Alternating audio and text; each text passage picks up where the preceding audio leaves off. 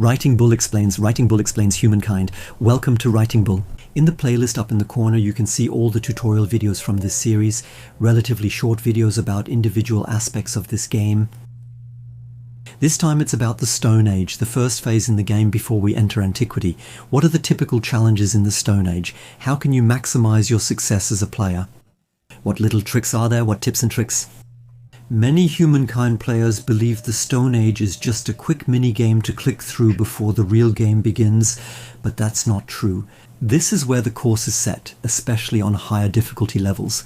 How successful you can be in a game and whether you can triumph in the end after many rounds is decided here. Down in the bottom right corner you can see this button that lets you toggle the hex tiles on and off. That makes it easier to find your way around. We start with a unit that's part of an army.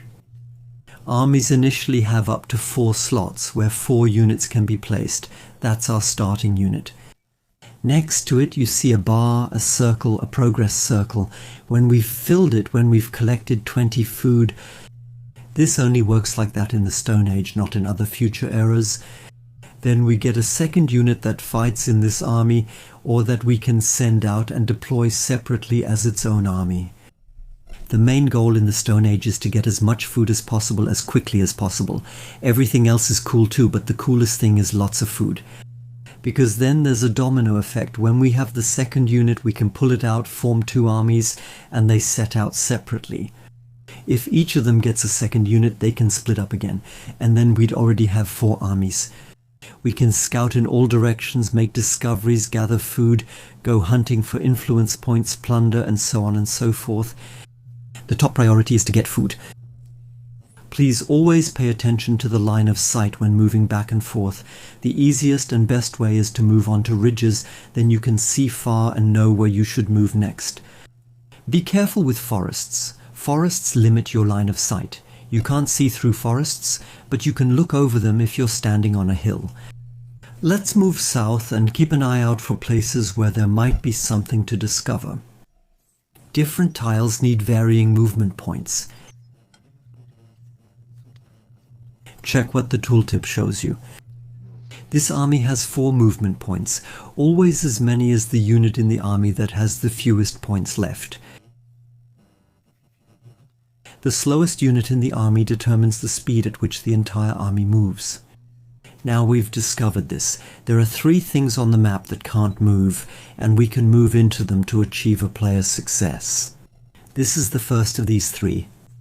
This is a curiosity. We don't have to perform an action at this point, we just have to move through it or onto it. The last movement point fits perfectly. That, a culture being dried out doesn't mean it couldn't be studied.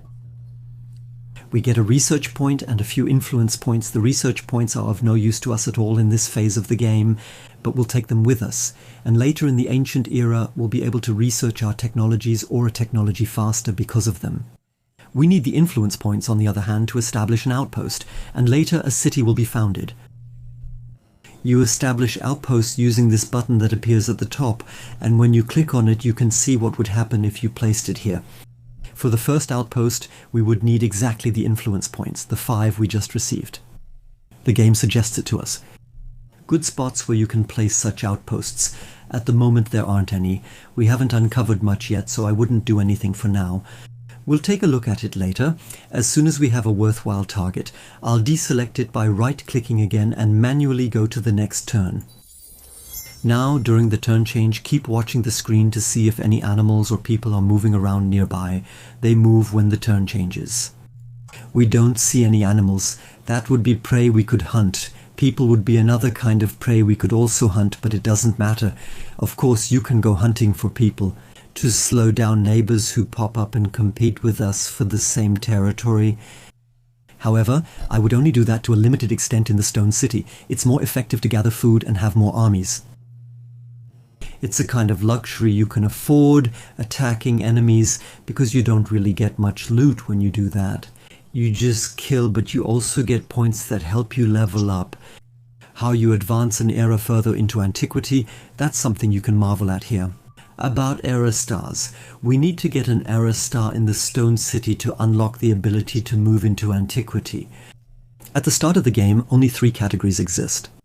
We need to have either 5 growth stars to unlock an era star with them. You get a growth star every time you gain a citizen, or 10 knowledge stars, which means uncovering 10 curiosities. Then you get an era star here, or if you take out 5 animals or people, you get 5 hunter stars. No, they're animal units, I can see that here. That changed. I think it used to be different in the preview builds, in the preview versions. And if you killed and hunted 5 animals, you would also unlock an era star. It doesn't matter which category you unlock them in, you need one for a level up. We've reached the second round, again with our 5 movement points. I'll move up here first, you can see well and far from here. Then I'll move a bit further here, still haven't uncovered anything. I'll move onto this hill. And here is actually a food icon. That's the second immovable marker where we can hunt.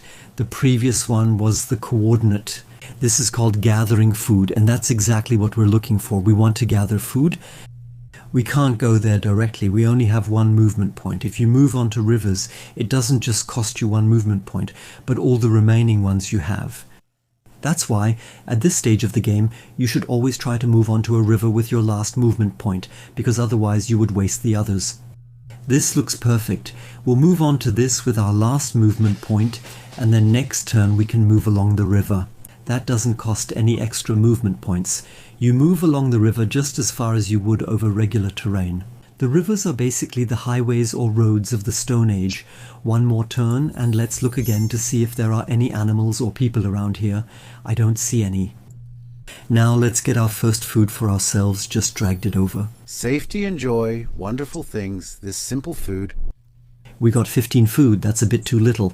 We're missing 5, then we'd have a second burger. And we keep moving around. Up here, that's water. At the moment, we can't move into the water yet. We're moving around the bottom, going further along. We could also go around the top, going further along. I'll follow the river since we're already on it and move in this direction. Now we have 2 more points, one here. We're still not uncovering anything exciting, so we'll keep following the river for another round.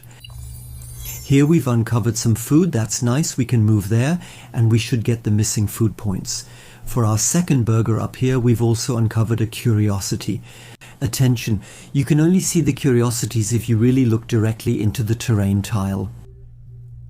If you've moved across terrain but then leave it behind you, it kind of grays out a bit. That also applies to such discoveries. That means if we move further away, we might not be able to see them anymore. So always remember what you've uncovered and where. We still have 3 movement points left. Let's move here once. We can see very far from there. Down there we've discovered a mammoth. Hunting mammoths, deer or bears in the Stone Age is also a good source of food. And possibly also for influence points, which you need to establish outposts. You can hunt deer with just 1 unit, that's usually manageable. Bears, yeah, with a bit of tactical skill it might work better with 2, but it's also possible with 1. Mammoths, I would only dare to take them on if I had a real army with at least 2 units. You have to be a bit more tactical there. It's also standing far away, we can't reach it from here. I won't show you any combat in this tutorial. Here in the Stone Age we only gather all our resources peacefully. There's a separate combat tutorial which you can find later in the playlist.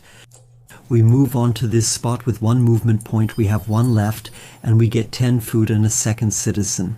Attention, the entire army has 1 movement point, but this unit here has its own movement point. And the new one that was created now has 4, since it was just created, and we'll take it to set out and make new discoveries. We'll move with that one, we activate it, so we're not activating the whole army, but rather within the army. The new unit here, and we right-click to the right with it and turn it into its own army. That's this one here. Attention, the food we just collected, the surplus food, the 5 that we don't need. We stay with the first unit, which is always shown on the far left in the army. The one we separated doesn't take the food with it. However, it now has 3 movement points and will move along the top towards the curiosity. Also, because you can see far from up here, let's see what they discover here. 1 movement point remains. Report. I'll move over here. Oh, that's nice too. We can take a look at that in a moment. Then we still have one movement point left, so I'll move down here, right over here. And another round forward. That's the next option for what we can do. We can go at it with 2 mammoths at once. My goodness, we're not attacking those with just 1 unit, and they're blocking our way too. Animals, just like human armies, always have a grey banner above their heads. There are 2 possibilities. Either you see a peace symbol there, which means they won't attack us. They might be very powerful, like a mammoth, but they won't attack us. In that case, we hunt them. Then there are those with the lightning symbol. They are more dangerous, they can attack us too, and they are not as predictable. We take it. Oh, something else pops up. Here we have an icon for an event which keeps appearing throughout the game. Let's click on it, and we have the option to choose a little story. Whether we want to get some research costs for a specific technology, animal husbandry in this case, or if we want it for each article. For an outpost founded by this tribe, it will always have 2 food until the end of the game. That means when the outpost is founded and later becomes a city, it will always have 2 food. Can you justify both options? I'll choose the food here and confirm it. We can't move down here unless we attack. Let's do the following. We'll move this one down here onto this one. That costs 1 movement point. We can look ahead but not see far. I'll move another one underneath here. Another mammoth. Miscalculated again. And it's standing on a food tile. Unbelievable. But we'll have 2 citizens in the army soon. I'll make sure of that because this here is the refuge. I mentioned it before. There are 3 egg arts on the map that don't move. 3 markers where you can loot. That's the 3rd type. The refuge is a point from which unit after unit animal units keep spawning. So they keep appearing again and again, and we can loot them, and when we loot them in the Stone Age we get 20 food, which is really a lot. That means we move on to it with 1 movement point, and we could move 1 more space. Because for looting, that's called icon, you don't need a movement point. But then we don't go back into that tile. We click on the loot button, click here, and you see after 1 turn, after a round change, we have 20 more food, then we stay there. We can't move further with this unit here. He's blocking our way down. Let's move up and grab the Curiosity up there, move down here, move over here, and collect that up there. Then another turn. Oh no, we can only move up 1 here, but we can see far. Maybe we'll discover something interesting. Unfortunately not. Another turn. Now it's looting time. The mammoths are moving back and forth. And now we have 2 armies. I'll do the same action as before. I take one of the 2, click on it here on the right, and turn it into my own army. And now we've gained 5 points. The army up here has collected 5 and the one back here as well. When you merge armies that have each collected food, the food is also merged. That means if we combine them, we would then have 10 food. That doesn't really help us in this case, but here we can loot. If we're lucky, there might be 15 food there.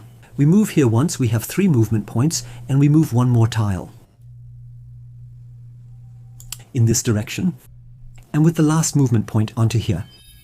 And only collected 5 and now have 10. Move with this one up here onto here and collect influence and research points again. And with this unit here, we can now slowly start thinking about where to establish an outpost. We have 10 influence points. Establishing an outpost always costs 5 influence, and founding additional outposts costs significantly more influence. Let's click on Claim Outpost as a test and take a look at which locations the program recommends to us. Those are often actually the best ones. My tip for you when founding outposts, these are the ones that can later be converted into cities. There's the honor law here in Humankind, that in each territory only 1 faction can place a city, and there can only ever be either 1 city or 1 outpost. That means only 1 power ever owns a territory and can only place exactly 1 settlement or part of a settlement there. The program suggests various locations here. Personally, I would give you the tip to take a look. The main thing is that there is food and production.